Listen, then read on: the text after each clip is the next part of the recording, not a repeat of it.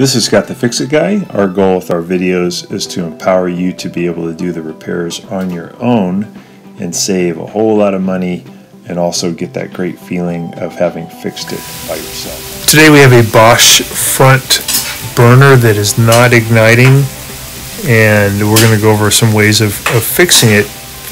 When I watch it, when it tries to ignite, I can see the spark is leaving the igniter too early down at the base. It's actually here on the front right igniter. So the best way to fix this is to remove all of the burner caps and to remove all of the burners, and then this silver spill plate is removable then. Also, there's a couple of little screws you have to take off near the front to take off the console, and then you can replace all the igniters. But sometimes the burners won't come off because the little screws that are holding it on are so corroded that they won't turn, or if you turn them too far, they'll break off.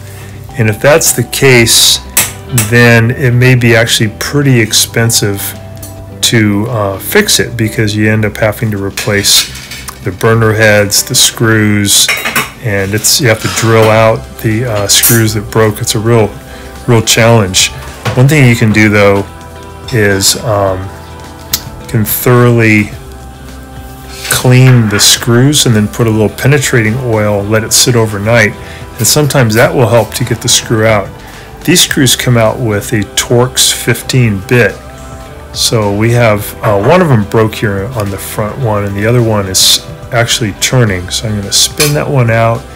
I'll take off the burner and show you guys some steps you can take to get it going even without having to replace the faulty igniter. So this igniter has a small crack in it in the porcelain, and it's letting out the electricity too soon.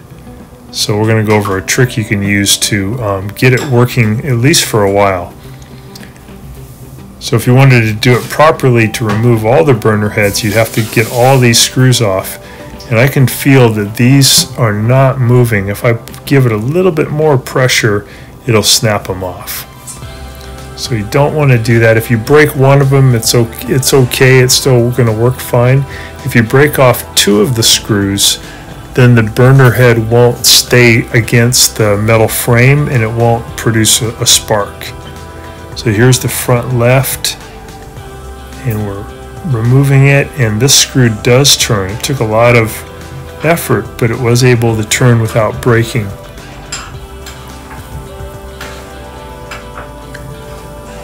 And then this one wouldn't move, but when I finally got to move, it just snapped the head right off. So at this point I'm thinking I don't really want to damage any more, so I'm going to just address this one burner that's having trouble and try to do a workaround for the igniter. So I took out the one screw that was holding it on the burner. I'm going to get the burner head off, give it a little prying motion, comes right off, and I'm going to take a wire brush and really clean all of the corrosion that's built up underneath it, because I want to get a nice metal to metal contact with the burner head, and that's going to help the spark jump more properly the way it should, instead of the spark leaving too early down at the base of the igniter. I'm going to clean really well with my wire brush around the igniter. I want to be careful I don't damage the igniter itself, because they're kind of fragile. So now I have the burner, and I'm cleaning it really well on the bottom, just rubbing off all of the corrosion and the baked iron milk that boiled over at some point. So I'm just going to clean up all these areas the best I can, and then I'll show you guys a little trick that you can use to make the igniter that's cracked still work, so the electricity will flow to the top of the igniter and not leave prematurely. If it flows to the, then it can make a really strong spark and light the gas.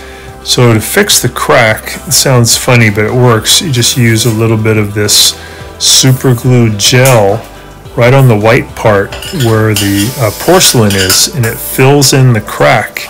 You let it dry, and then it totally works. It sends a spark, and that part of the igniter doesn't get super hot, so the crack will be sealed and you'll have a functioning igniter. It's best to replace it with a good igniter when you get a chance. Alright, thanks for watching.